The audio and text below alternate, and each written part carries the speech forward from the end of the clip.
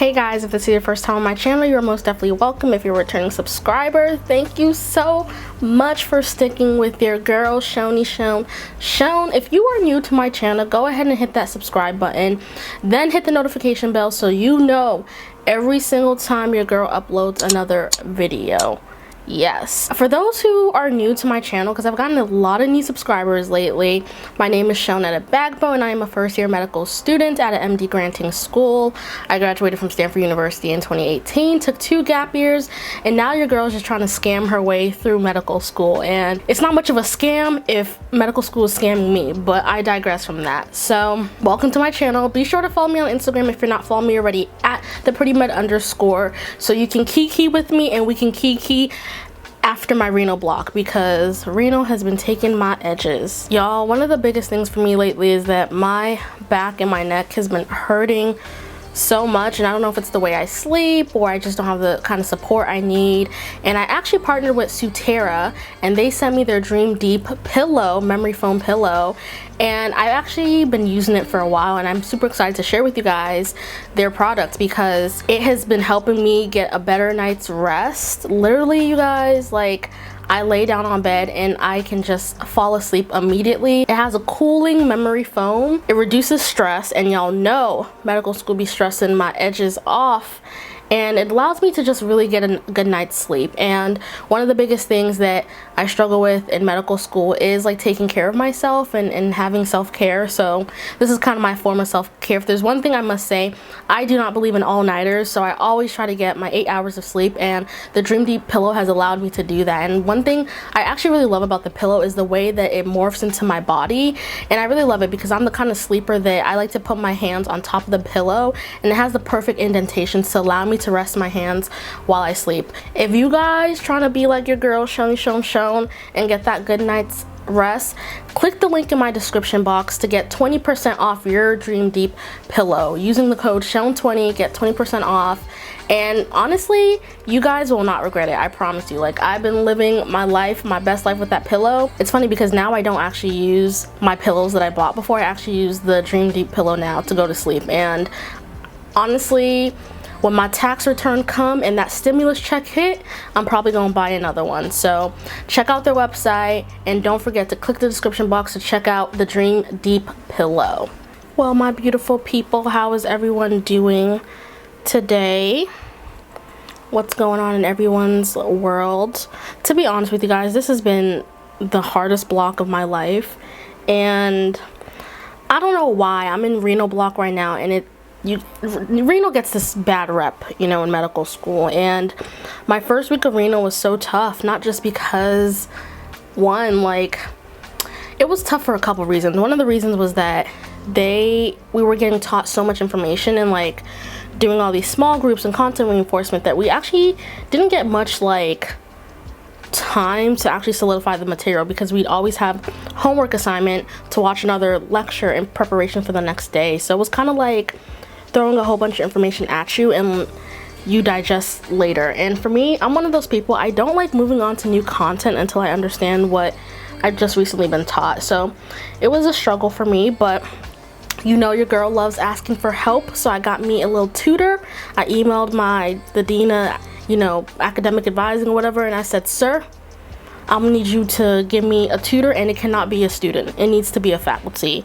And he hooked your girl up with a really good tutor, and like, he was so good that I understood the material, and I really appreciated those tutoring sessions I got. So I had my midterm for that today, and I feel okay about it. It was only like 40 questions, and usually on our exams we have about 122 questions per exam. So it kind of makes me worried for the final, because I'm like, they went light on the questions this time around, so they about to hit us with the heat for the final, and that's not my ministry. If I had to film this video like maybe a few days ago, or maybe even a week ago, I would have told you I was very overwhelmed, and I don't feel as overwhelmed in the sense with school anymore, but I do feel overwhelmed in the sense of I have a lot of things to do and they're just not getting done. So I really have to get myself together and do it. And usually exam days is what considered like a free day for me, because after the exam we have nothing else to do. So it's usually the day I'll either film YouTube videos, do my groceries, clean my room, do all these adult things that I don't have time to do when I'm in like the hustle. And one thing I've noticed is I'm not the only one who has been feeling some kind of way about Reno, because I've chatted with a few classmates and like everyone is saying the same thing of like, what is going on? We hate it here. Like everyone, you know, everyone is kind of struggling. And the funny thing about my class is I feel like everybody be struggling, but these exam averages be very, very high. So y'all be struggling, but do y'all really be struggling? And during this conversation, I actually like, so there's 200 people in my class, and obviously I have not met every single one of these people. So I always be meeting new people all the time. I'm like, oh, like, you're in my class. So there was someone I met. I hadn't met him in person, and I don't think I had ever been in like a breakout room or anything on Zoom with him before. And it was just so random, but I just randomly asked him, I'm like, oh, what do you do for fun? And he looked at me like I was crazy. He was like, fun? I haven't had that in a while. And it really had me thinking, because I was like, does self-care exist in medical school? And I think it's one of the things that, like, when you ask people and you talk to med students, they're all like, you know, yes, it's busy, but you can also make time for things you love. But then there's a real question of like, to what extent can you actually make time for things you love, right? And I'm a firm believer in time management. And if you manage your time well, you can get things, you can get done things you want to get done. However, it's also like you have to prioritize your time, if that makes sense. Like for the longest time, I've been telling myself I want to like get into some kind of self-care routine. I want to do more things for myself, especially this semester, because I've been feeling so burned out, you guys, like so burned out. And you know, my semester didn't really start on the best note, and I feel like that like tone has just kind of followed me throughout the semester. Like I've been doing okay in school and I'm not really concerned about my performance at all. It's just that like I'm just tired of studying, you know. I am tired of doing the school thing. I'm tired of taking exams, you know. And I have just been feeling so weighed down, feeling like the weight of the world is on my shoulders. And for a long time I was wondering like, what is wrong with me? Like why don't I have that same spunk I had my first semester? Because y'all know I hit the ground running my first semester. I was out here in these streets making moves, doing things, you know, everything. And I just don't feel like I have that same like spunk anymore, and it's really been concerning me. Like in my gap years, I feel like I had so much more time for self-care and so much more time to do things that I wanted to do, and to do things that made me feel happy, and to do things that I loved, and to like just like, honestly, my favorite thing to do is nothing and watch TV. Those are my favorite things to do in the world, nothing and watch TV. And I just don't feel like I can do that anymore, you know? And I had really been reflecting on my gap years of like, wow, like I really had so much more time, and I really was able to do more things that I love and focus more on like content creating and mentoring and doing all this stuff. And like now it's like that is slowly slipping away from me, you know? Like I know, for example, one of the things I told myself I want to do, like I wanted to get into the habit of for self-care, was like a routine where it's like I do this every single time, every day at the same time, to like allow myself to know that I'm actively taking care of myself. And even that feels and sounds daunting. I'm just like, oh, it's so much work to like plan a routine, you know? And I guess like self-care shouldn't feel like work, or it shouldn't feel like a chore to do, but sometimes to me it does, you know? To be completely honest, I think my best form of self-care was and has always been therapy. Like there's just something for me about being able to talk to someone about things happening in my life that has always been therapeutic for me, and has kept me like sane. And unfortunately, since being here at school, I haven't like been able to situate that whole thing and trying to find somebody here. Honestly, the truth is like I don't even feel like I have time to do it, you know, like with the whole going through the insurance process, seeing who is covered, who is not, and like all of that time for me, I'm just like, I could be using this time to study. So like I just don't end up not doing it as I do with a lot of my other adult things that I just keep on the wayside until I have a day off. And this is a really important topic, you know, because I was reading an article on AMC, and it was and the title was Healing the Youngest Healers. And it's crazy because when you think about doctors, when you think about medical students, when you think about residents, sometimes I think it's really easy to see people in medicine as these people who are super strong, right? They're like not like your average human being because they're working so hard, you know, they are able to do all these things, like, because it's not easy. It's really not easy, and you don't understand it until you go through it, right? And I think it's really easy to forget or not realize that, like, people in medicine are human too. In the same way people not in medicine deal with mental health issues is the same way that, like, people in medicine deal with mental health issues as well. Like, I was reading the article and it was saying that, like, med students are 3 times as likely to die by suicide. You know, that is a very alarming statistic. You know, that's really worrisome. And it says that there's something about the process, the institution, the environment of being in medicine that becomes so overwhelming that people take their own lives, you know? And let me tell you, it's really easy, like, and that's the thing, that's why I had made that video the last time about not glamorizing medicine, because I think it's really easy to get caught up in the white coat photos, the I got into medical school and all that kind of stuff, but you don't recognize that, like, it's some real shit, you know? Like, I have probably cried once a week, like, I kid you not, because of just, I'm always stressed about something, always. And you know, because physician burnout and suicide is a pretty big thing in the field, you'll see that a lot of medical schools have been launching initiatives, and I don't even know who runs the body of medicine. I don't know if there's like a governing body of medicine, but you'll see that there's been a lot of push to make the environment of being in medicine a lot easier to cope with, to, you know, reduce burnout, right? You see that a lot of schools have gone pass fail now. A lot of schools, when you interview there, when you do the admission panel, whatever, all of them talk about their wellness efforts at the school and how they promote student wellness and how they try to keep their students happy, right? You'll see this at residency programs as well. And it's all in efforts to kind of reduce the pressure of being in medicine. Even step 1 is going to be pass fail, you know? I mean, step 2 is still scored, but you know what? Beggars can't be choosers. So we just gonna take it. We're just gonna take what we can get, right? And that's kind of concerning for me. And I was one of those people who told myself I wasn't going to allow medical school to take me out.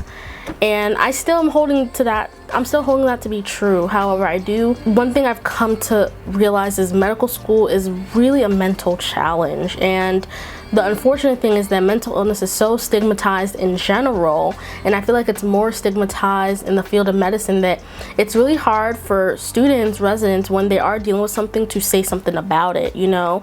And you can be in a school that promotes wellness, all this kind of stuff, but like, you still may not be comfortable getting the help you need just because you're afraid of what other people are going to say, or maybe the school says that they promote wellness and they say that they want to support their students, but they don't actually have things in place to support their students, right? Like, when actually a student needs the support, they're like, ooh, you know, we didn't actually think we'd get to the stage where students actually need support. We said that we offer support, but we never actually realized students were gonna need it, you know? And there's some schools like that, you know? I don't know. I'm not gonna name drop. I'm minding my business.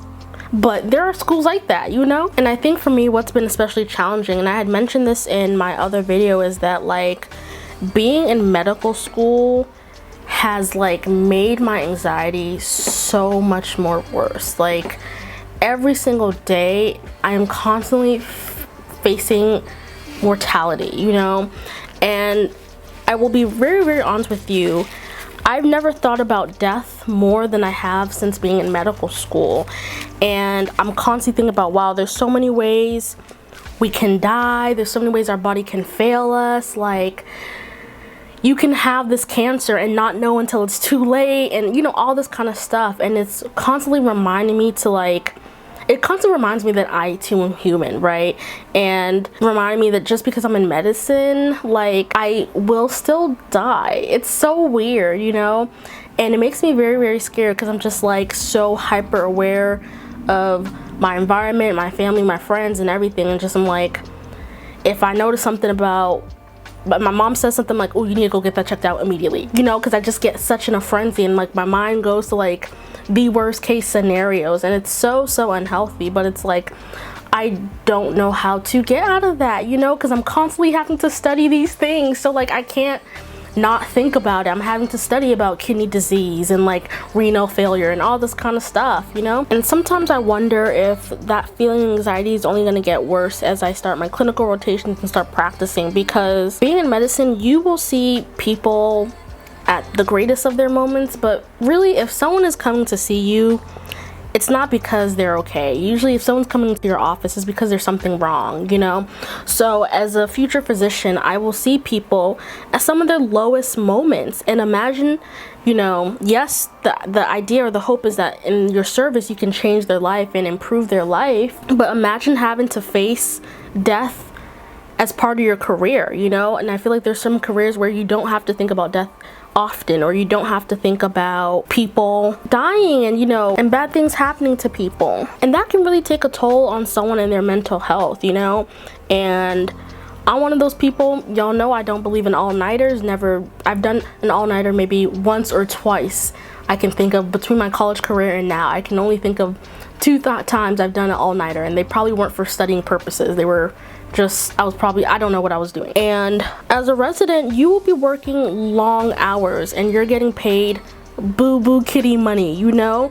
You're working like what, 60 to 80, maybe 90 hours a week, and you're getting paid minimum wage, you know, and you have a whole advanced degree. Can you imagine that? It's tough. And I think sometimes like it's not as easy to take care of yourself being in the profession as it may seem, or as people say it can be, you know. And it brings me back to the story I was mentioning earlier of when I asked one of my classmates, you know, what do they do for fun, because I was just curious, and the fact that they couldn't come up with anything was like, wow, like depending on who you are, it can be really hard. And I'll flip the coin as well. There are some classmates, I'd be looking at them, they'd be out there snowboarding, you know, having fun, all this kind of stuff, and I'd just be like, wow, like I wish I was able to do those things. Not that I can't, but I don't know, for me, I feel nervous, or I feel like if I don't study or if I don't do this, it's going to be the difference between this grade or that grade, you know. To be honest, guys, and I don't want you guys to misunderstand. I do believe you can take care of yourself and you can practice self-care in medical school. My point is, self-care in medical school may not look the same way self-care has always looked for somebody. This is not for everyone, but I've seen it to be true for a couple people, and I've seen it to be true in other ways. And I do try to keep myself, you know, sane. Like I hang out with friends, like I talk to either my line sisters, my parents, my sister. I'm talking to a loved one like at least once a week, you know, or maybe multiple times a week, to be honest. But I just don't feel like, I don't know. One thing I will say though is, even in the midst of feeling like I can't have the same kind of self-care I could have had during my gap years and stuff, I've been telling myself to actively think of ways to make myself happy and do things for me, and not think about, oh, well, if I do this, then I have less time to study, or if I do this, I have less time to do this. And I'm trying to remind myself that, like, yes, it's okay to want to do well on your exams. Yes, it's okay to strive for those high grades, even though it's pass fail. Yes, it's okay to want to do all these things, but you have to remember, at the end of the day, if you are not good, nothing gets done at all. And that's on Mary Had a Little Lamb. So I'm challenging myself to a couple things I want to do moving forward, to a couple new habits I want to build to maintain my self-care and to maintain taking care of myself even when I'm stressed or when I'm feeling burned out. One of the biggest things I'm doing now to practice self-care is telling myself, you are okay if you're not ahead in the curriculum. You know, like if it's Monday and you haven't watched Thursday's lecture, it's fine. So one thing I've been trying to practice, and I'm going to continue to practice, is just being at pace, you know, being okay with only getting prepared for the next day, which it sounds silly, but I think I'd mentioned it in a previous video that one of the things I love to do is I love to be a couple days ahead of school. And I'm gonna stop doing that now because I feel like it only stresses me out more and makes me feel bad about myself if I'm not able to do that.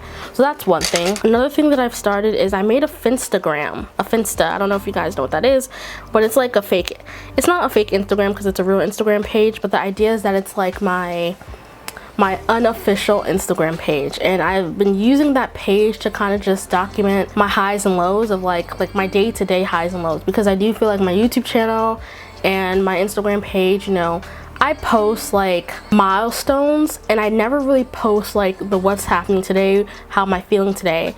So one of the things I decided to do was make a Finsta, and I've been on there, you know, talking about how if today was a day where I didn't do any studying because I was so tired, I talk about it and I post me in bed or something like that, right? Or if I'm just, you know, reflecting on something, I post about it. And honestly, you guys, since I've started that Finsta, it's made me feel so much better, because I think one of the issues I had was pinning up my feelings of burnout and keeping it to myself. And I've been so like ashamed for some reason to like openly admit that like I am burned out, you know, and I've been so ashamed to like acknowledge that and appreciate that for all it is. You know, being burned out doesn't mean I'm not a good medical student, and being burned out does not mean I'm not going to pass my block. Being burned out does not make me any less smart than anyone else. It just means that medical school is hard, and you know, and it, you know, it's hitting me, but I'm not gonna let it bring me down. And even though I'm at my point where I'm just tired of studying, I'm telling myself that like, listen to my body and my brain more. Like when my brain is done, I should just stop, you know. So those are some things I'm working on for self-care. If you're a med student, I'd love to hear how you self-care, what you do for self-care. If you believe you have the same kind of capacity to take care of yourself that you did before medicine, that'd be really interesting to hear. And I mean, even just outside of medicine as well, one of the things that I've been thinking a lot about is my identity outside of medicine, what my life outside of medicine looks like. And I kind of talked about this in my last video, but I'm not going to talk about the same kind of things. But one of the biggest things I've been really evaluating about myself is, am I a good friend, you know? And there was a couple things have come up that have really made me question that.